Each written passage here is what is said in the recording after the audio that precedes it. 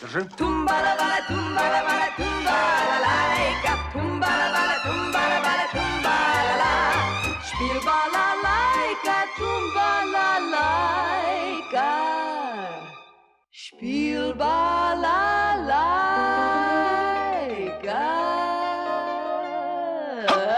Тумбала-бала-ба.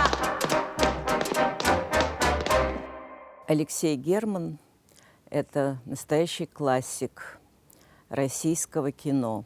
Можно сказать, и советского, хотя вряд ли бы он стал ассоциировать себя именно с советским кинематографом, потому что слишком он выделялся из общего ряда. И, может быть, поэтому фильмов ему удалось за свою жизнь снять не очень много. Работа тормозилась прежде всего начальниками кинематографическими, которые заставляли вносить различные изменения уже в готовый материал. Либо фильмы укладывались на полку и ждали своего выхода по много лет. Ты на меня не кричи. Я на тебя товарищу Калинину напишу. На, пиши.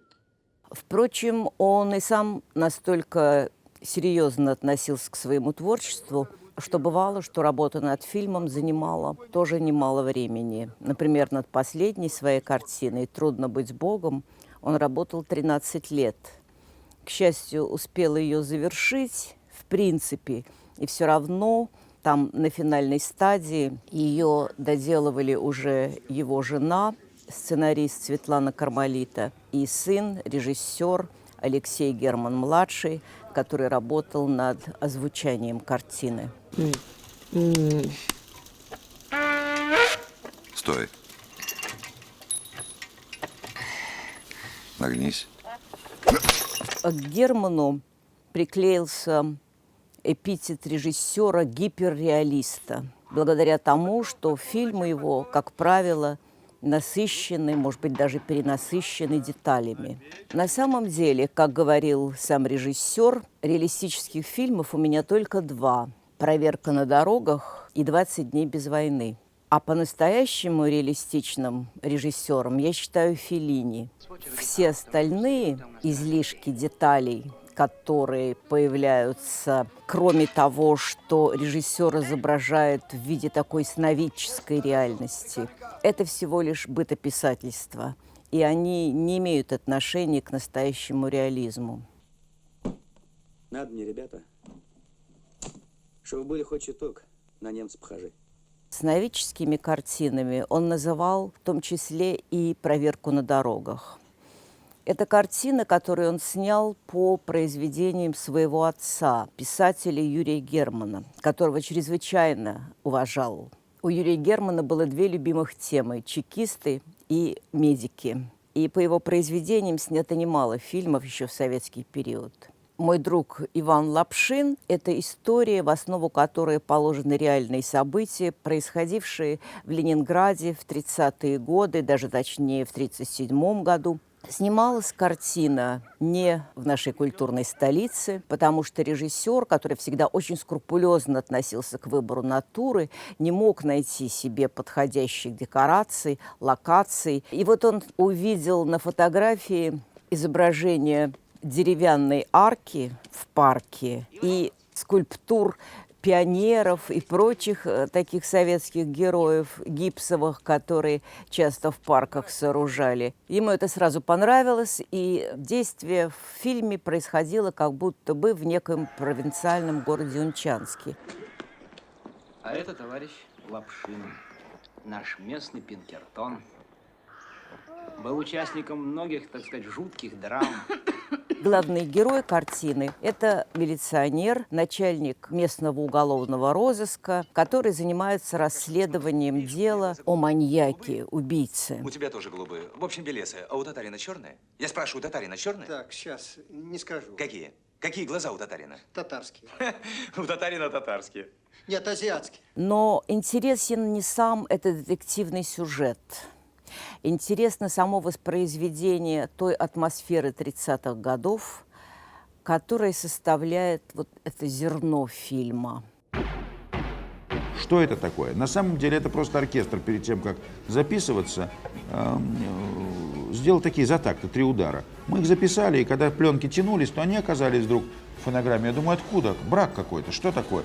А потом вдруг почувствовали, что в этом не то получился стук в дверь, не то получилось 3 выстрела с портретом Кирова. И это дало очень большой эффект, и потом мы его уже соблюдали. Эта история, в отличие от советских фильмов 30-х годов, где этот период представал таким героическим временем бесконечных побед и свершений, у Германа становится рассказом о людях, во-первых, одиноких, во-вторых, не доживших своей жизни. А как было бы хорошо, Ваня, как было бы хорошо, Ваня. Как было бы хорошо, у меня никого нет, Ваня. И когда он искал исполнителя для роли Лапшина, заглавного героя фильма, он хотел найти совершенно никому неизвестного актера, но у которого на лице лежала бы печать смерти. Порядок. Так в фильме появился никому прежде неизвестный провинциальный артист Андрей Болтнев. Андрей Болтнев после этого фильма сделал очень яркую карьеру в советском кино, но довольно быстро и ушел из жизни. И когда Герман пришел на его похороны, он вспоминал потом, что увидел в гробу человека, расстрелянного в 1937 году. Это как бы подтверждало точность его выбора.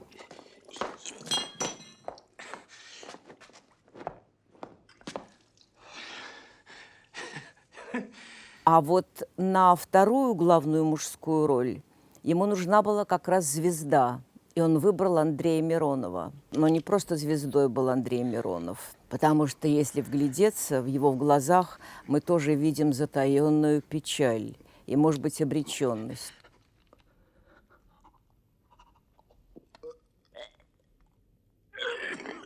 Этот фильм о героическом времени превратился в картину об одиноких людях, которые, в принципе, как бы не жили своей жизнью, не жили жизнью своего времени. Они все время думали о будущем, о том, что вот когда-то, когда они чистят землю и посадят сад, и они будут гулять в этом саду.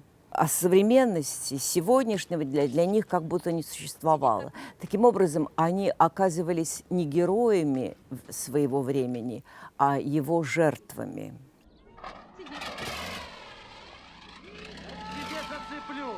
Вот такими героями, не вписывающимися в общую картину, которую рисовало советское кино, становились и другие персонажи фильмов Алексея Германа.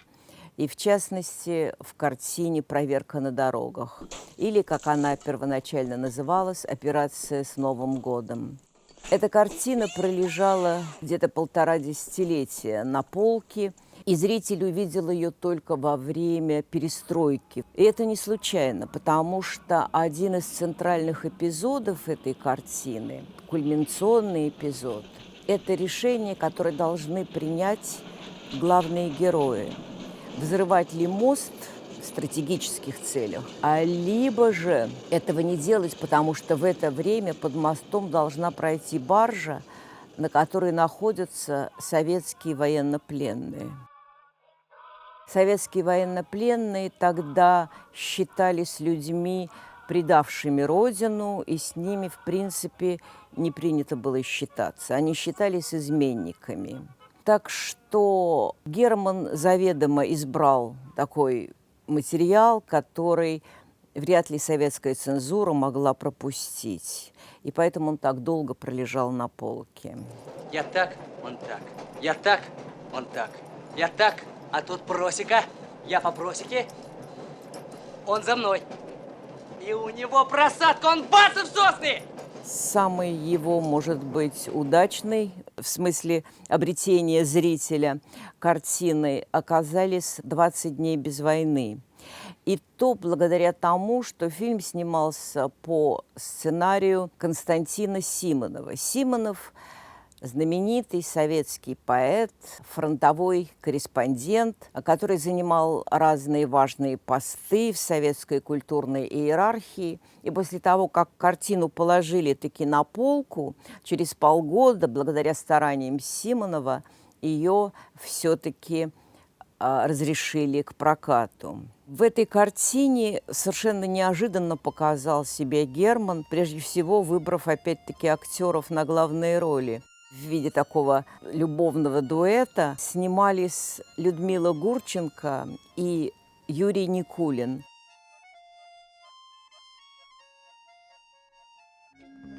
Актриса, которая как бы была известна в качестве такой легкомысленной артистки, исполняющей роли в комедиях, и цирковой клоун.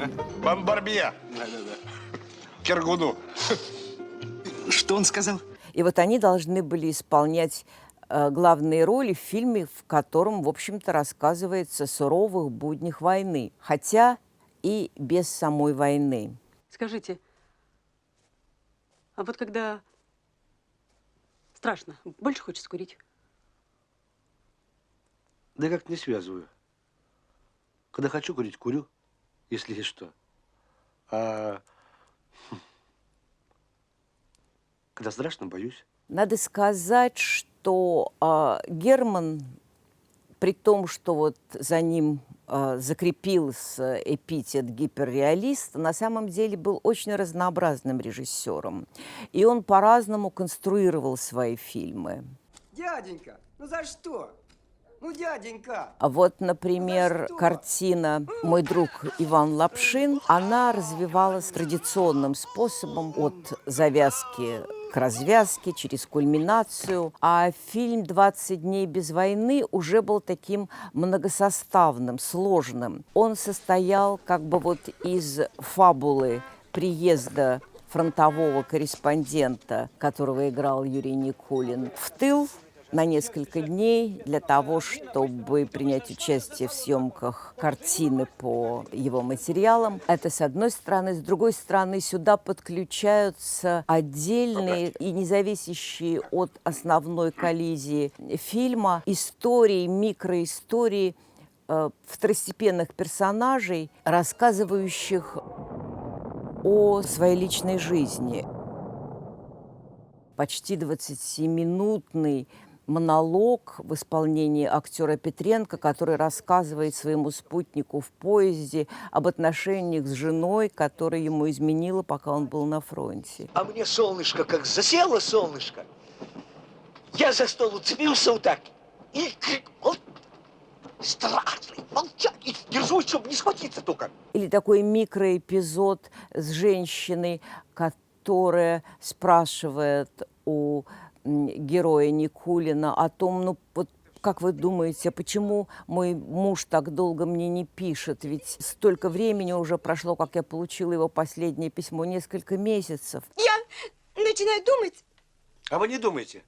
Ждите и все. Да? Да. Вы так считаете? 4 месяца это не срок. Периоды бывают длинные. Да. Да. Всю зиму могут. Да, вот и Вадик так считает. Эти истории, они как будто бы составляют такую незаорганизованную реальность этого трудного военного времени, самого по себе хаотичного. Так что обозначить Алексея Германа каким-то одним эпитетом было бы слишком наивно и неправильно.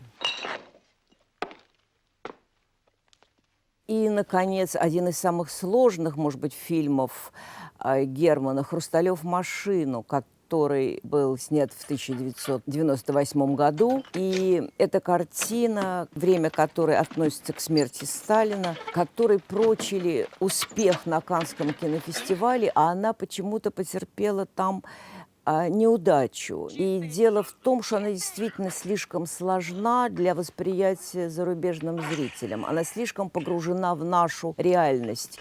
Кто ваш отец? Отец? Господи. Какой отец? Это ты хорошо Хорошо сказал отец. Для того, чтобы проникнуться ей, нужно все-таки хорошо знать, в чем там дело, и быть приближенным к этой реальности. Надо ходить с палкой. И потом, зачем это? У вас вся кровать пропахла колбасой. Я не могу преодолеть своих фантазий. И в этой картине наслаиваются на основное действие какие-то многочисленные реплики, вторжения второстепенных, совершенно случайных персонажей и так далее, и так далее. И вот это вот ощущение хаоса, оно еще более усугубляется в этом фильме по сравнению с предыдущей лентой. Кто там? Леонардо да Винчи. Ну, а самым главным произведением в творчестве Алексея Германа был фильм «Трудно быть Богом». Этот фильм задумывался им еще в 60-е годы, в середине 60-х годов, через 4 года после выхода в свет романа братьев Стругацких. И даже разрешение снимать этот фильм им было получено. И тут случился ввод советских войск в Чехословакию. И события фильма настолько явно отсылали к этой подлинной реальности, которую как будто бы они предвосхищали, что, естественно, ни о каких съемках речи быть не могло. К фильму вновь режиссер обратился, когда через 32 года после того, как вот случились события в Чехословакии, он приехал туда, именно в эту страну, для того, чтобы в замке Торчак снять свою картину. И работал на ней целых 13 лет. Это фантастическая история о том, как человек будущего вместе со своими товарищами прилетает на далекую планету, где царит просто мрак глубокого невежества и дикости, и следит за этими событиями, но не имеет возможности, не имеет права их изменить. И только тогда, когда там меняется власть, и на смену так называемых серых приходят черных, он не выдерживает и хватается за меч. И по этому поводу Герман говорил, что действительно Богом быть не только трудно, просто невозможно. Так или иначе, эта картина все-таки вышла к зрителю тогда, когда была закончена. Почти уникальный случай в творчестве Алексея Германа. И она стала вот тем, что называется «опус магнум», великое произведение, большое произведение жизни, в котором ему удалось сказать, может быть, суммировать то, что он пытался сказать на протяжении всего своего творческого пути. И фильм, конечно, получил огромное признание и зрителей, и критиков, получил свои призы и стал достойным завершением творчества этого замечательного и уникального режиссера. Все. И все.